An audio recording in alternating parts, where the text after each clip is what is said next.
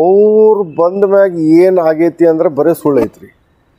ಸುಳ್ಳು ಹೇಳ್ತಾರೆ, ಅದು ಸುಳ್ಳನ್ನು 10 ಸಲ ತೋರಿಸ್ತಾರೆ, ಪ್ರೊಜೆಕ್ಟ್ ಮಾಡ್ತಾರೆ. ಕಳೆದ 10 ವರ್ಷನಾಗ ಅವ್ರು ಮಾಡಿದ ಸಾಧನೆ ಏನಪ್ಪ ಅಂತಂದ್ರೆ ಎಲ್ಲ ಮೀಡಿಯಾ ಹೌಸಸನ್ನು ಒಂದೊಂದಾಗಿ ಖರೀದಿ ಮಾಡ್ಕೊತ ಬಂದು ಎಲ್ಲರೂ ಒಂದೇ ಹೇಳೋದು, ಅದನ್ನು ಹೊಳ್ಳಿ ಹೇಳೋದು. ಜನಕ್ಕೆ ಏನಾಗತ್ತೆ, ಒಂದು ಸುಳ್ಳನ್ನು 10 ಸಲ ಹೇಳಿದ್ರೆ 100 ಸಲ ಹೇಳಿದ್ರೆ ಅದು ಸತ್ಯ ಆಗುತ್ತೆ.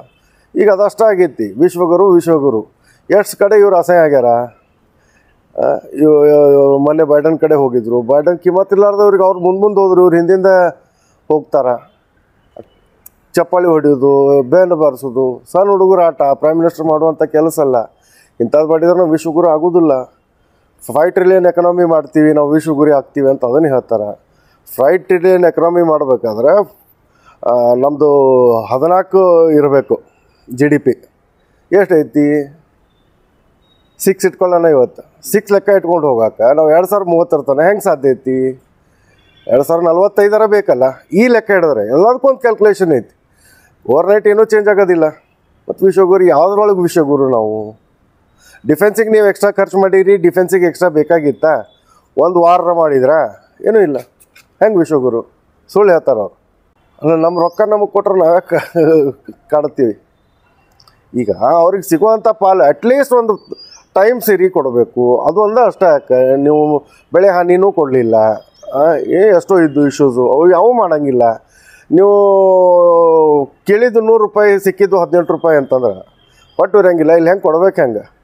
ಯಾರೋ ಒಬ್ಬ ದೊಡ್ಡಣ್ಣಾಗಿ ಏನಪ್ಪ ತಮ್ಮ ಸಹಾಯ ಮಾಡಕತ್ತಾನ ಜನರಕ್ಕೆ ಅಂತ ತಿಳ್ಕೊಂಡು ಬೇಗ ರಿಲೀಸ್ ಮಾಡಬೇಕಾಗಿತ್ತು ಸೆಂಟ್ರಲ್ ಗೌರ್ಮೆಂಟ್. ಅದು ಇವತ್ತಿನ ತನಕ ಕೊಡಾಕ್ತಾ ಇರಲಿಲ್ಲ. ನಾವು ಅದಕ್ಕೆ ಸುಪ್ರೀಂ ಕೋರ್ಟಿಗೆ ಹೋಗ್ಬೇಕು. ಇದೇ ಪರಿಸ್ಥಿತಿ ನಾಳೆ ಆತಪ್ಪ ಅಂತಂದ್ರೆ ಟೋಟಲ್ ಪೊಲಿಟಿಕಲ್ ಸಿಸ್ಟಮ್ ಹಾಳಾಗಿ ಹೋಗುತ್ತೆ. ನೀವು ಎಲ್ಲದಕ್ಕೂ ಕೋರ್ಟ್ಗೆ ಹೋಗೋದಾಯ್ತಪ್ಪ ಅಂತಂದ್ರೆ ಗವರ್ನೆನ್ಸ್ ಹೆಂಗೆ? BJP ರೂಲ್ಡ್ ಸೆಂಟ್ರಲ್ ಗೌರ್ಮೆಂಟಿಗೆ ಏನೈತಲ್ಲ, ನೀವು ಅಳಲಿಲ್ಲ ಅಂತಂದ್ರೆ ಅವ್ರು ಕಿವಿ ತೆಗಿಯೋದಿಲ್ಲ. ಅದಕ್ಕೂ ಮುಂದೋಗಿ ನಾವು ಸುಪ್ರೀಂ ಕೋರ್ಟಿಗೆ ಹೋಗೋ ಪರಿಸ್ಥಿತಿ ಬಂದೈತಿ. ಮತ್ತು ನೀವು ಸ್ಟ್ರೈಕ್ ಮಾಡೋದೇನು ದೊಡ್ಡ ವಿಷಯ ಅಂತೂ ಅಲ್ಲ. ನಮ್ಮ ಹಕ್ಕು ಕೇಳಕ್ಕೆ ನಾವು ಮಾಡಬೇಕಾಕೈತಿ. ಈ ಬರೀ ಸುಳ್ಳು ಹೇಳ್ತಾರೆ ರೀ ಅವ್ರು. ನಾ ಭಿಕ್ಷೆ ಬೇಡಿ ನಾ ಜೀವನ ತೆಗದೆ ಅಂತ ಹೇಳ್ತಾರೆ. ಅವರು ರೆಕಾರ್ಡ್ಸ್ ಬೇರೆನೇ ಹೇಳ್ತಾವೆ ಆ ಟೈಮ್ನಾಗಿಂದು. ದೇಶ ಹಾಳು ಮಾಡಿ ಹಿಂದಿಲ್ಲ ನಾಳೆ ಫಕೀರಾಗಿ ಚಿಲೆ ಹತ್ಕೊಂಡು ಹೋಗ್ತಾರೆ ರೀ ಅವರು. ಈ ಪರಿಸ್ಥಿತಿ ಒಳಗೆ ಇಷ್ಟು ಸುಳ್ಳು ಹೇಳ್ಕೊಂಡು ಅವ್ರು ರಾಜಕಾರಣ ಮಾಡಿದ್ರಂದ್ರೆ ಜನರದ ಹಿಂದೂ ಒಳಗೆ ಹಿಂದೂ ಅಂಥೇಳಿ ಡಿವೈಡ್ ಮಾಡ್ತಾರೆ, ಪಾಕಿಸ್ತಾನ ಹೆಸರು ತೊಗೊಂಡು ಡಿವೈಡ್ ಮಾಡ್ತಾರೆ. ವೋಟ್ ಪೋಲರೈಸೇಷನ್ ಹಿಂಗೆ ಆಗೋದಿಲ್ಲ ರೀ. ನಿಯತಿ ಬೇಸ್ ಮ್ಯಾಗ ನೀವು ಮಾಡಿರೋ ಕೆಲಸ ಇಟ್ಕೊಂಡು ನೀವು ವೋಟ್ ಕೇಳ್ಬೇಕು.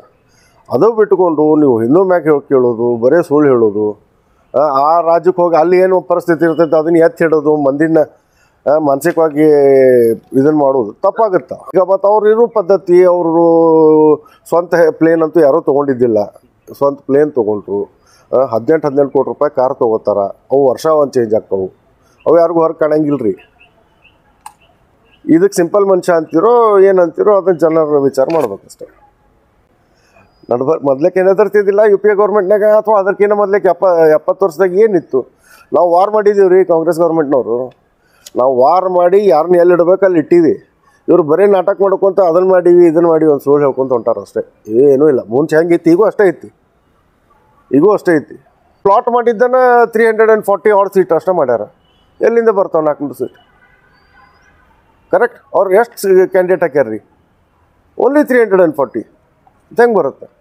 ಸೌತ್ ಇಂಡಿಯಾದಾಗಂತೂ ಅವರು ಸೌತ್ ಇಂಡಿಯಾ ಅಂದ್ರೆ from part of the Maharashtra to the south extreme, ನಮ್ಮ 135 ಸೀಟ್ನಾಗ ನಾವು 110 ನಿಯರ್ಲಿ ಲೋಕಲ್ ಪಾರ್ಟೀಸು ಕಾಂಗ್ರೆಸ್ಸು ಗೆದ್ದಿತ್ತೀವಿ. ಅವರು ಒಂದು 15-20 ಸೀಟ್ ಬರ್ಬೋದು ಅಷ್ಟೇ. ಮಿಕ್ಕ ಸೀಟ್ ಅಲ್ಲಿ ಇರೋದವ್ರು ಪ್ಲಾಟ್ ಮಾಡಿದ್ದು 340 ಸೀಟ್ ಟೋಟಲ್. 340ನೂ ಬಂದಾವ ಅಂತ ಇಟ್ಕೋರಿ. ಇಲ್ಲೊಂದು 20 ಎಷ್ಟಾಯಿತು? 360. ಅದು ಸುಳ್ಳೇ. ನೀವು ಸ್ಟ್ಯಾಟಿಸ್ಟಿಕ್ಸ್ ಬೇಕಲ್ಲ. ಏನು ಮಾತಾಡ್ತೀರಿ? ನಾವು ಎಲ್ಲಿ ಗೆದ್ದಿತ್ತೀವಪ್ಪ, ಏನು ಮಾಡ್ತೀವಿ? ಬರೋದು ಮಂದಿಗೆ ಅದು ಇದು ಲೋಕಲ್ ಇಶ್ಯೂ ಮ್ಯಾಗ ಅವ್ರನ್ನ ಪ್ರೋಕ್ ಮಾಡೋದು, ವೋಟ್ ಪೋಲರೈಸೇಷನ್ ಮಾಡೋಕೆ ನೋಡೋದು. ಏನಾಗ್ತೈತಿ ಹಿಂಗಾದ್ರೆ? ಸುಳ್ಳು. ಏನು ಒಂದು ಭ್ರಮ ನಿರಸನದಾಗ ಹೊಂಟಾರ್ರಿ ಎಲ್ಲರೂ. ಸದ್ಯಕ್ಕೆ ಅವ್ರ ಟೈಮ್ ಐತಿ ಅಷ್ಟೇ. ಹೊಂಟೈತಿ, ನಡೆದೈತಿ. ಇದು ಒಂದು ದಿವಸ ಬ್ರೇಕ್ ಆಗ್ತೈತಿ. ಇವ್ರು NDA ಗೌರ್ಮೆಂಟ್ ಬಿಟ್ಟು ಬೇರೆ ಗೌರ್ಮೆಂಟ್ ಬರಬೇಕು. ನಮ್ಮ ಇಂಡಿಯಾ ಅಲಯನ್ಸದ್ದು ಗೌರ್ಮೆಂಟ್ ಬರಬೇಕು. ಆದ್ರೆ ದೇಶ ಉಳಿತೈತಿ.